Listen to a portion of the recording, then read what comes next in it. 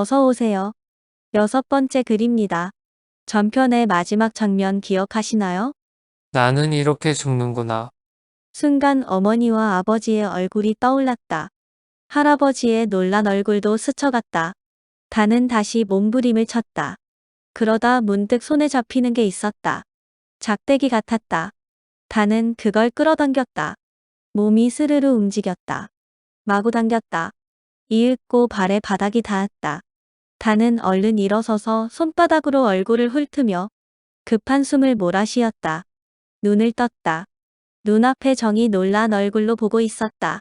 물가에 들어와 장대를 끌던 정은 얼굴을 찡그리더니 큰 소리를 질렀다. 바보야. 헤엄도 못 치는 빙신. 정은 갈잎을 꺾어 단의 몸을 한참 동안 후려쳤다. 귀신아 물러가라. 왜 이러는 거야? 아프단 말이야. 귀신을 쫓아내야 해. 정은 단을 데리고 강하류로 한참을 내려왔다. 그곳은 강이 넓고 물결이 잔잔했다. 물의 깊이는 얕았지만 그래도 깊은 곳은 물이 목까지 차올라 발을 동동거려야 했다. 정은 단에게 헤엄을 가르쳐주고 있었다. 정은 적삼을 벗자 알몸이 되었다. 그녀의 가슴이 도도록하게 부풀어 있었다. 콩알만 한 젖꼭지가 앙증맞았다. 단은 쳐다보기가 부끄러웠다. 엄마의 가슴보다는 작지만 그래도 왠지 보지 말아야 할 것만 같았다. 그러나 그녀는 개의치 않았다. 아이들과는 멀리 떨어져 있어. 그곳에는 단둘이 있는 것이나 다름이 없었다. 물을 무서워하지 마. 물이 엄마 품속이라 생각해. 정은 단에게 정성을 다하고 있었다. 힘을 빼고 몸을 쭉 편 채 가만히 있어봐. 어때? 몸이 떠오르는 게 느껴지지? 정은 두 팔로 단의 몸을 가볍게 떠받치고 있었다. 단은 스쳐 닿는 그녀의 가슴이 자꾸만 신경 쓰였다. 봐. 내가 손을 빼도 너는 떠 있잖아? 그게 물의 힘이야. 거칠게 움직이면 물이 부서져 버려. 그러니까 물의 힘에 맞춰 움직여야 하는 거야. 팔을 천천히 저어봐. 물을 느껴봐. 고개를 들지 마. 물의 힘을 느낄 수 없어. 단이 손을 뻗어 물을 가만히 헤쳐보았다. 손 안에 물이 힘이 느껴졌다. 몸이 움직였다. 그래. 다리도 힘주면 안 돼. 천천히. 발바닥에도 물의 힘이 느껴졌다. 단은 그렇게 헤엄치는 법을 배웠다. 팔을 뻗어 움직일 때마다 정의 가슴이 팔과 손에 스쳤다. 단은 불어 손끝에 정의 몸이 스쳐 닿도록 손과 발을 쭉 뻗어 열심히 움직였다. 그러나 조금만 서둘러도 몸은 물속으로 가라앉았다. 물과 한 몸이 되는 것은 너무 어려웠다. 좋아. 잘하고 있어. 이제 몸이 앞으로 나아간다고 느낄 때 고개만 살짝 들어봐. 허리를 들지 말고 머리만 살짝 들어 숨을 마신 후 다시 몸을 편안하게 뻗는 거야. 잘했어. 그렇게 숨을 쉬는 거야. 난 고개 들면서 동시에 숨을 내뱉고 고개를 쳐든 다음 숨을 마시는데 그러면 코에 물이 안 들어와. 단은 헤엄을 칠 수 있다는 게 너무 즐거웠다. 거듭거듭 연습을 계속했다. 처음에는 10걸음 정도 헤엄치다 균형을 잃었으나 차차 20걸음, 30걸음으로 늘어갔다. 숨도 처음엔 단 한 번 들이키기도 힘들었지만 차차 2번, 3번으로 늘려갔다. 그러다 어느 순간 정이 사라져버렸다. 가까이에도 없고 멀리에도 없었다. 여기저기를 아무리 둘러보아도 정의 모습을 찾을 수 없었다. 그 짧은 순간에 무트로 올라갈 수는 없었다. 물에 빠져 죽은 건 아니야? 그런 생각을 하자 다는 와락 겁이 났다. 정아, 정아. 다는 큰 소리로 정을 불러보았다.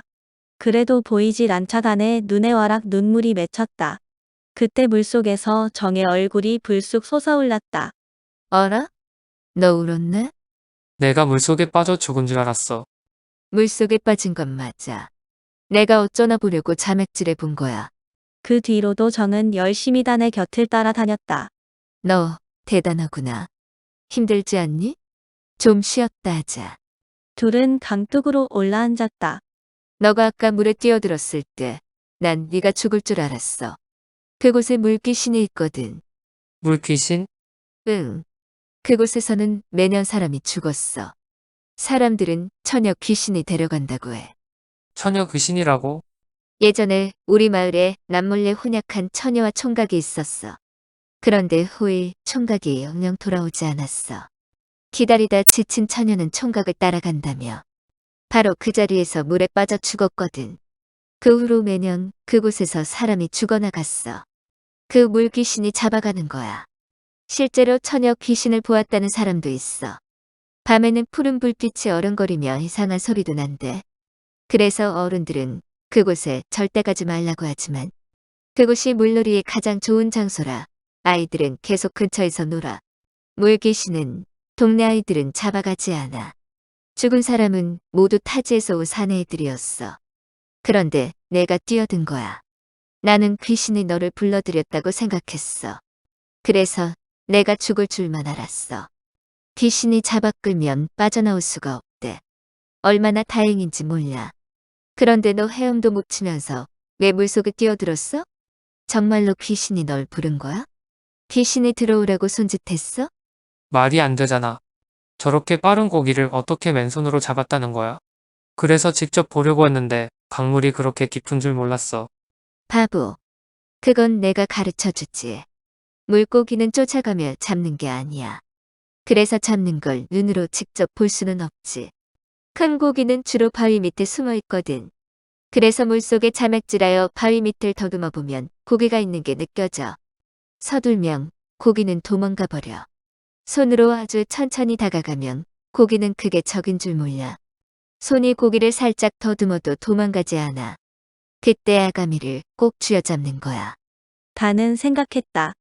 산에서는 쫓아가고 도망가고 싸워야 하는 역동적인 힘이 필요하지만 물속에서는 반대로 물이나 고기와 친해지는 부드러움이 필요하구나. 헤엄을 치는 것도 고기를 잡는 것도 모두 그들과 한 몸처럼 되어야 하는구나. 세상의 이치는 비슷해 보여도 실상은 모두 다르다. 이렇게 새로 깨달아가는 것이 단에겐 무엇보다 즐거웠다. 다나. 다정하게 이름을 부르는 소리에 그는 깜짝 놀랐다. 엄마가 부른 줄 착각했다. 너는 왜 집을 떠나왔니? 부모님이 걱정하지 않아? 부모님은 모두 돌아가셨어. 지금은 할아버지와 같이 사는데 난 세상이 궁금해서 여행하는 거야. 어쩜 나도 부모님이 모두 안 계셔. 아버지는 고기 잡으러 멀리 떠나셨다가 돌아오시지 않았고 그 후 어머니도 어디론가 떠나버렸어. 그래서 할아버지와 단둘이 살고 있거든. 어쩜 너는 나와 똑같니? 단과 정은 동병상련을 느끼며 손을 맞잡고 집으로 돌아왔다. 저녁을 먹으며 할아버지가 단에게 물었다. 어떠냐, 고기잡이가 재미있더냐. 예, 하지만 저는 넓은 바다에서 큰 고기 잡는 걸 보고 싶었어요. 그것은 위험하지. 정의 아비도 그렇게 바다에서 잃었거든. 나도 젊었을 땐 쭉 바다에서 살았지. 바닷고기라야 재물이 되거든. 그러나 바다에서 목숨을 잃을 뻔한 일이 많았지. 바다가 그렇게 위험한가요? 그럼 그렇고 말고. 그래, 내가 거의 죽을 뻔했던 경험담을 얘기해 줄까. 한 번은 커다란 고래를 잡으려 했단다. 고래요? 그래, 엄청나게 큰 고기였지. 얼마나 큰데요? 사람보다 크나요? 이놈아, 사람이 뭐냐. 우리 집보다 크단 말이다. 우와, 하루는 젊은 어부 5명이 모였어. 그 중에 내가 가장 어렸었지. 난 18살이었거든. 우리는 다랑어를 잡으려고 먼 바다로 나갔어. 한 번을 잡더라도 값어치 있는 고기를 잡아보고 싶었지. 그래서 겁도 없이 멀리 나갔던 거야. 부푼 꿈을 안고 큰 바다에 나왔지만 왠지 고기는 잘 잡히지 않았어. 그물을 던지면 상사리나 잡어 나부랭이만 올라올 뿐이었어. 우리는 허탈한 마음으로 바닷물만 바라보고 있었는데 갑자기 바다 밑이 깜깜해지는 거야. 이게 무슨 일인지. 저게 뭐야? 우리는 너무 놀랐어. 모두 바다를 지켜보며 공포에 떨고 있었지. 그것은 말로만 듣던 고래였어. 커다란 고래가 배의 주변에서 놀고 있었지. 고래는 우리를 전혀 무서워하지 않았어. 하긴 배가 고래보다 훨씬 작았으니까. 고래는 배를 장난감으로 여겼던가 봐. 예전에 고래를 잡아온 어부들이 있었지. 그들은 온 동네 잔치를 하고 많은 이문을 남겼지. 고래고기는 가치가 아주 높아. 멀고 먼 마을에서도 어떻게 소문을 듣고 우르르 모여들었어. 고래는 꼬리나 지느러미, 뼈조각 하나까지도 남김없이 소중하거든. 특히 고래기름은 호롱불 기름으로 쓰기도 하지만 그보다 중요한 건 상처의 특효약이야. 상처에 바르는 약인가요? 그렇지, 깊은 상처도 금방 아물거든. 그래서 부르는 게 값인데도 찾는 사람은 끝도 없어. 그 양도 어마어마하게 많지. 고래는 한마디로 보물단지가 아니라 보물창고야. 우리도 언젠가 고래를 잡아보는 게 꿈이었지. 그러나 막상 바로 앞에서 거대한 고래를 보니 모두 너무 겁이 나서 서로 손과 팔을 붙잡고 떨고만 있었지. 고래를 잡으려면 배도 여러 척이 있어야 하고 많은 사람이 협동해야 해. 배 한 척으로는 어림없는 거야. 그런데 주변을 맴돌던 고래가 갑자기 바로 아래에서 배를 들어 올렸어. 배가 고래의 등에 얹힌 거지. 고래는 장난인지 모르지만 우리는 이제 죽었구나 하고 생각했어. 배는 뒤집힐 것이고 우리는 고래의 밥이 된다고 생각했어. 그러나 어떻게 해볼 도리가 없었지. 그때 고래의 등에 구멍이 뚫리더니 물이 하늘 높이 솟구쳐 오르는 거야. 하늘이 물안개로 덮여 어두워졌으니 곧 천둥과 벼락도 치겠지. 우리는 어떻게든 해야 했어. 그때 제일 나이 많은 어부가 재빨리 닻을 들어 고래 등의 물구멍에 꽂았어. 닻에 날카로운 날개가 구멍에 깊숙이 박혔어. 그건 어리석은 짓이었어. 곧바로 고래가 솟구치며 단 한 번 유동을 치자 순식간에 배가 산산조각이 났어. 나는 그때 닻을 매둔 선미의 기둥을 꼭 부여잡고 있었는데 내 몸이 기둥과 함께 하늘로 치솟았어. 그리고 물속으로 처박혔어. 나는 죽을 힘을 다해 기둥을 붙잡고 있었지. 그 기둥을 놓치면 바다 한가운데서 난 어찌 되겠어?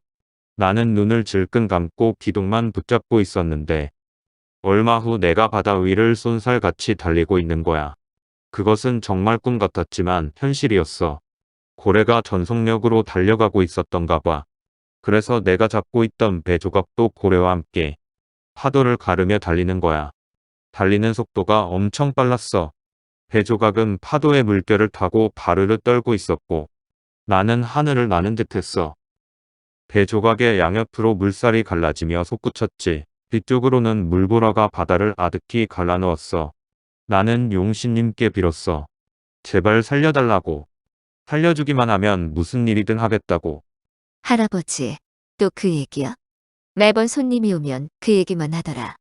나는 10번도 더 들었단 말이야. 정아, 할아버지는 정의 입을 막으려 했지만 그녀는 더욱 큰 소리로 말했다. 이젠 그 얘기를 모두 다 외우고 있어요. 그러다 폭풍우를 만났고 그 무섭던 고래는 떨어져 나갔죠? 할아버지는 힘이 빠져 버틸 수가 없자 몸을 배 조각에 꽁꽁 묶어야 했죠? 그 후로는 정신을 잃었는데 정신을 차렸을 땐 무서운 괴물들에게 잡혀 있었다는 거죠? 괴물이 아니란다. 그들도 말을 하고 있었어. 비록 알아들을 수는 없었지만 그들도 사람임이 틀림없었어. 머리는 몽실몽실하고 얼굴이 빨갛고 코는 하늘로 벌렁 뚫리고 눈알이 왕방울만 한 사람이 어디 있어요? 그건 괴물이지. 멀고 먼 곳에 사는 사람은 우리와 생김새가 매우 다르더구나. 그런 사람도 있나요? 단이 그들의 말에 끼어들었다. 그렇단다. 저 머나먼 곳에는 키가 아주 작은 사람이 있는가 하면 힘을 건 얼굴에 시커먼 털로 뒤덮인 커다란 사람도 있어. 진짜 사람인지 괴물인지 구분할 수도 없단다. 그들은 만나기만 하면 서로 싸워 죽이고 쫓고 쫓기는 생활을 하고 있더라. 우와. 그래서 어찌 되었죠? 할아버지 이야기 재미없어. 정은 내 이야기가 지겨운 모양이구나. 내가 이야기를 짧게 해야겠구나. 내가 정신을 차렸을 때 처음 느낀 것은 강한 햇빛이었어. 눈을 뜰 수 없도록 눈부신 태양빛이 내리고 있었지. 아울러 극심한 통증이 덮쳐왔어. 어깨에서 팔다리에까지 한꺼번에 밀려오는 아픔이 너무 괴로웠어. 몸을 움직이려 했으나 꼼짝할 수도 없었어. 내가 눈을 뜨고 끙끙 앓는 소리를 내자 내 주위에 있던 몇몇 괴물들이 비명을 지르며 도망갔어. 살펴보니 그들이 도망간 곳에 움막들이 있었고 하늘 높이 솟은 나무들이 많았어. 저 멀리 아스라이 해변도 보였어. 나는 내가 스스로 묶었던 그 배 조각에 묶인 채 큰 나무 밑에 비스듬히 눕혀 있었어.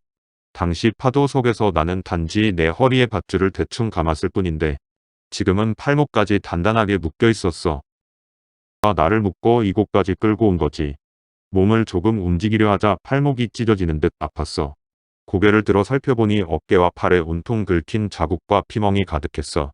특히 밧줄에 묶인 팔에는 피가 진득했고 진물도 흘러 파리가 날아들고 있었지.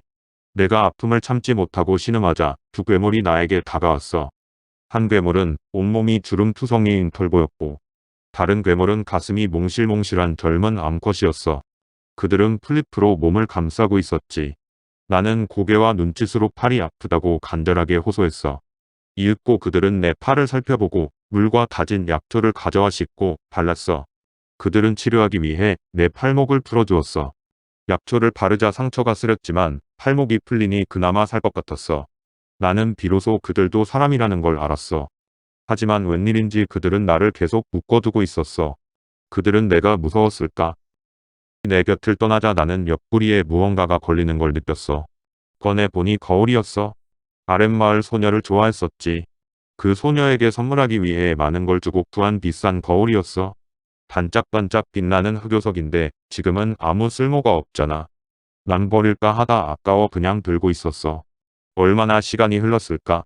갑자기 숲속에서 새소리가 날카롭게 울려 퍼졌어. 그러자 여기저기 움막에서 사람들이 우르르 몰려 나왔어. 30명은 넘었는데 대부분 여자였지. 그들은 당황스레 주위를 둘러보며 어찌할 바를 모르는 거야.